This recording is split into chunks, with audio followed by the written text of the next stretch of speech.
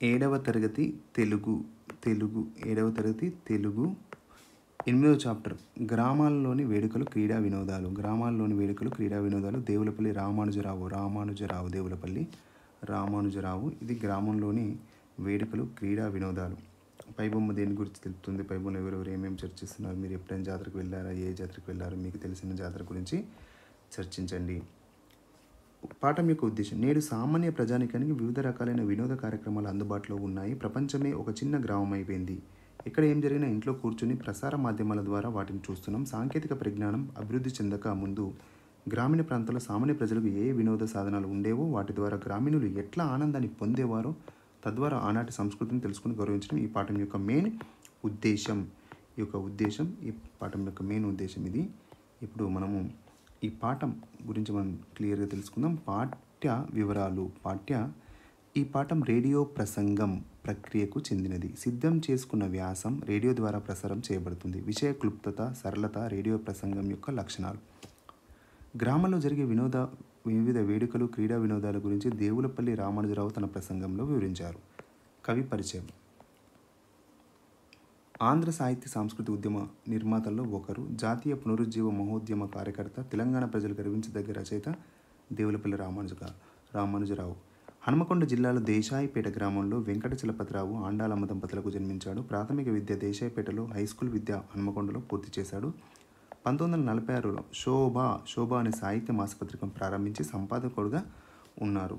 దేవులపల్లి రామానుజరావు గారు శోభ సాహిత్య మాసపత్రిక ప్రారంభించి సంపాదకుడిగా ఉన్నాడు. గోలకొండ పత్రికను కొంతకాలం నడిపించాడు. పచ్చతోరణం, సారస్వత నవనీతం, తెలుగు సాహితీ, వేగుచుక్కలు, తెలంగాణ జాతీయోద్యమాలు మొదలైనవి ఈయన రచనలు. ఏ 10 సంవత్సరాల జ్ఞాపకాలు ఈయన యొక్క ఆత్మకథ. ఏ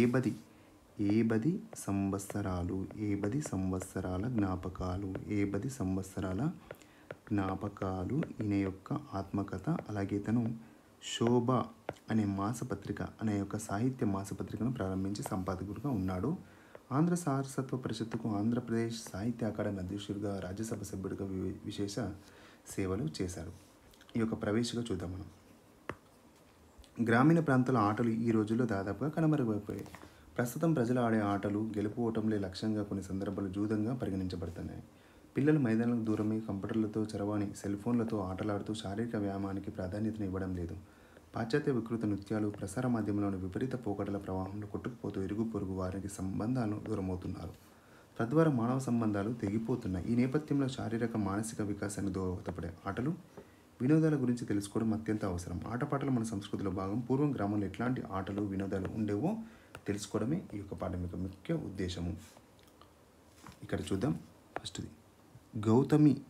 గౌతమి కృష్ణవేణులకు ఆవాసమై పాడి పంటలకు నిలయమైన తెలుగు సీమలోని పల్లె పల్లెటూళ్ళలో కళా సౌందర్యం అడుగడుగునా గోచరిస్తుంది. తెలుగు వారి భాష ఎంత మధురమైనదో వారి సామాజిక జీవనమంతా సుందరమైనదని చెప్పితే అతిశయోక్తి ఆవంతయును కాదు. భారతదేశమంతలో నున్నటే తెలుగు సీమలు కూడా 190 జనులు పల్లెటూళ్ళలో ఉన్నారు. తరతరాల నుండి వ్యాపిస్తున్న వేడుకలు, క్రీడా వినోదాలు ఎన్నో ఇక్కడ కలవు. ఈ క్రీడా వినోదాలు తెలుగు వారి సుకుమార అభిరుచి ప్రతిబింబించున్నది. స్త్రీలకు, పురుషులకు, బాలబాలిక ప్రత్యేకంగా కొన్ని వినోదాలు, ఆటపాటలు ఉన్నవి. వీటితో పాటు స్త్రీ పురుషులకు సమానం ఆదరణీయమైన వినోదాలు, క్రీడలు కూడా కొన్ని కలవు. ఈ క్రీడల్లోనూ వినోదాలను తెలుగు ప్రజల స్వభావ గుణమైన సౌందర్య శక్తి మనకు స్పష్టంగా కనిపిస్తుంది. ఇందులో కొన్ని విశ్రాంతి సమయాల్లో ఆటవిడుపు కొరకు ఉద్దేశించబడిన క్రీడా వినోదాలు, మరికొన్ని పండుగ పబ్బాల్లో సర్వజనులు సమానంగా ప్రోత్సహించి ఆనందించే వినోదాలు, ఇంకా కొన్ని పెళ్లిళ్ళు మొదలైన శుభకార్యాల సందర్భంలో నిర్వహించే వేడుకలు.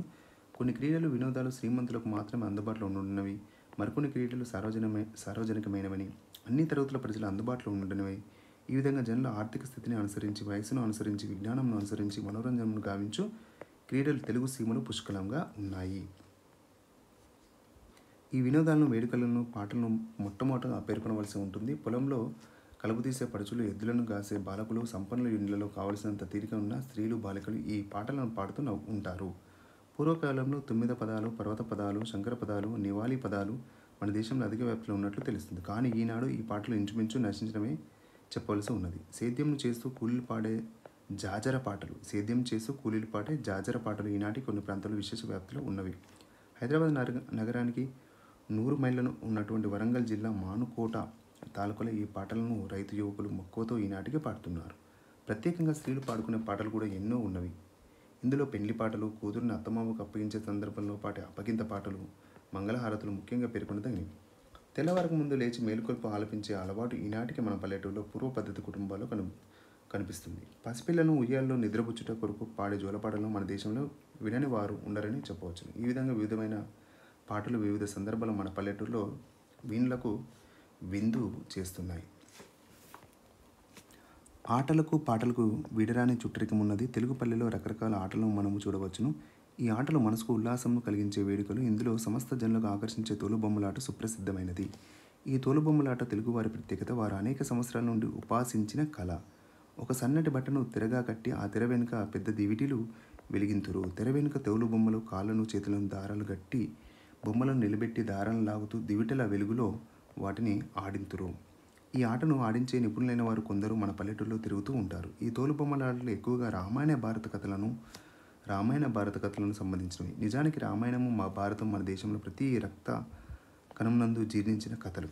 ఈ తోలుబొమ్మలాట వలనే బహుళ ప్రచారం పొందినవి యక్షగానాలు అనే వీధి నాటకాలు. ఈ నాటకాలను ఆడేవారిని జక్కులు అని పిలుస్తుంటారు. భాగవతంలోని కృష్ణలీలలు మొదలైన వారిని ఆడేవారిని భాగవతాలని కూడా పిలుస్తుంటారు. కొన్ని సంవత్సరాల కిందట మన పల్లెటూళ్ళలో ఈ భాగవతాల ఆటలు విరివిగా జరుగుతూ ఉండేవి. ఎన్నో నూర్ల సంవత్సరాలు గావించి యక్షగానాలు, తోలుబొమ్మట్ల ఆటలతో పాటు భాగవతాలు మన పల్లెటూళ్ళ ప్రజలను రంజింపజేస్తున్న వినోదాలు, వేడుకలు ఇవన్నీ తెలుగువారి కళాభిరుచిని మంచి నిదర్శనాలు. భజన మండలి స్థాపించి వారానికోసారి ఏ శనివారం నాటికి సాయంత్రమో ప్రజల చోట సమావేశమై భజనలు గావించుట మన పల్లెటూళ్ళలో వినోదాల్లో ఒక ప్రత్యేకమైన వినోదం. ఇతరులను ఆడుతుండగా చూచి వినోదించే ఆటపాటలు వేరే వినోదాలు బొబ్బిలి కథ, బాలనాగమ్మ కథ మొదలైనవి. ఈ కథలు చెప్పేవారు గంటల తరబడి, ఒక్కోసారి పొద్దంతా పల్లెటూళ్ళ ప్రజలను ఆకర్షించి వినోదింపజేస్తుంటారు. కానీ ఈనాటి మారిన పరిస్థితుల్లో వీటన్నింటిని వ్యాప్తి తగ్గిపోతుంది. ఈ కథలను చెప్పేవారు నేర్పు చాలా గొప్పది. వినేవారి రక్తము ఉడికెత్తినట్లుగా వీరగాథలను వీరు చెప్పించుదురు. అలాగే రెండవది చూద్దాం. స్వయంగా పాల్గొని ఆనందించే ఆటలు పాటలు మన పల్లెటూళ్ళలో చాలా కనిపిస్తున్నాయి. రంగుల రాట్నము ఈ విధమైన వేడుకల్లో ఒకటి. జనులు ఈ రంగుల రాట్నం ఎక్కి గుర్రున తిరుగుట అందరికీ బాగా తెలిసిన వినోదమే. హైదరాబాద్ నగరంలో ప్రతి సంవత్సరం జరిగే అఖిల భారత ప్రదర్శన ఆవరణ లోపల ఈ వినోదాన్ని చూడవచ్చు. మన పల్లెటూళ్ళకు ప్రత్యేకమైనది గిల్లిదండ అనే ఆట. గిల్లిదండ ఈ ఆట చాలా పురాతనమైనది. తెలంగాణ పల్లెటూళ్ళలో దీన్ని ఏమంటారంటే చిర్రగోనే అని కూడా అంటారు. మన కవులు వ్రాసిన పుస్తకాల్లో ఈ ఆట మనోహరంగా వర్ణింపబడింది. భారతదేశంలో కౌరవ పాండవులు ఈ ఆటను ఆడినారంటే ఇది ఎంత పురాతనమైనదో తెలుస్తుంది. ఒక చిన్న కర్ర ముక్కను పెద్ద కర్రతో కొట్టుతూ ఈ ఆటను ఆడుతుంటారు. ఈ ఆటను క్రికెట్తో పోల్చవచ్చును. కొందరు దీన్ని స్వదేశీ క్రికెట్టు అని పెంచుకోవడం కలదు. కోడిపందెంలో తెలుగు దేశీయులు ప్రత్యేకంగా కొన్ని సంవత్సరాల కిందటికి అభిమానించిన ఆట. ముఖ్యంగా సంక్రాంతి సందర్భంలో ఈ ఆటను అత్యంత ఆసక్తితో ఆడేవారు. ఈ ఆటను కూడా పల్నాటి వీర చరిత్రలో చక్కగా వర్ణింపబడింది. అలాగే బొంగరాల ఆట మన గ్రామంలో మిక్కిలి ప్రచారంలో ఉన్న క్రీడ. పిల్లలకు ఈ ఆటలో మిక్కిలి ఆసక్తి. ఇవన్నీ గృహాలు వెలుపల బహిరంగ ప్రదేశంలో ఆడే ఆటలు. ఈ ఆటలు జరుగుతూ ఉంటే జనులు ఎంతో ఉత్సాహంతో వీటిని తిలకించేవారు. ఈ ఆటలతో పాటు కాలక్షేపం కొరకు ఇండ్లలో కూర్చుండి ఆడే ఆటలు ప్రత్యేకమైనవి కొన్ని ఉన్నవి. ఈ ఆటలో చదరంగము మిక్కిలి ముఖ్యమైనది కాగా చాలా ప్రసిద్ధమైనది. అసలు ఈ ఆట మొట్టమొదటిగా మన దేశంలో ప్రారంభమైందని కొందరు చెప్తుంటారు. ఏమైనప్పటికీ ఈ ఆటను మన పల్లెటూళ్ళలో కానీ కుటుంబంలో కానీ మంచి ప్రచారం ఉన్నది. ఈ ఆట ఆడటంలో కొందరు సాటిలేని నైపుణ్యం కలిగి ఉంటారు. చదరంగం వంటి ఆట ఇంకోటి పులిజూదం. ఈ పులిజూదం 3 రకాలుగా ఉన్నది.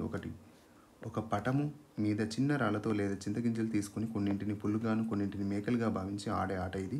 పుల్ల సంఖ్య 3 కన్నా మించదు. మేకల సంఖ్య 16 వరకు ఉంటుంది. ఒకరు పుల్లను తీసుకుని ఇంకొకరు మేకలు తీసుకుని ఈ ఆటను ఆడుచుందరు. ఇప్పుడు ప్రచారం తగ్గిపోయిన ఇటీవల వరకు మన పల్లెటూళ్ళలో ఉన్న ఉన్నత కుటుంబాలు విశేష ఆసక్తితో ఆడిన ఆట పాచికల.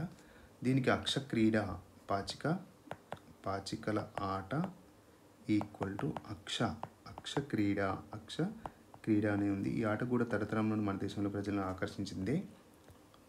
ఆకర్షించింది. మన ప్రబంధాల్లో ఈ ఆట రమణీయంగా మన కవులు వర్ణించారు. రుక్మిణి కృష్ణులు ఈ ఆటను ఆడినట్లు ఉత్తర హరివంశంలోని మనోహరంగా వర్ణింపబడింది. ఈ తరగతికి చెందిన ఇంకొక ఆట పచ్చీసు. ఈ ఆటలో స్త్రీలకు ఆసక్తి ఎక్కువ. రంగుగుడ్డలో అందంగా పచ్చీసు కట్టించి దాని మీద పూసలతో ఇళ్లను ఏర్పాటు చేసి గవలను వేస్తూ ఈ ఆటను ఆడే దృశ్యాల్లో మనము చూస్తూ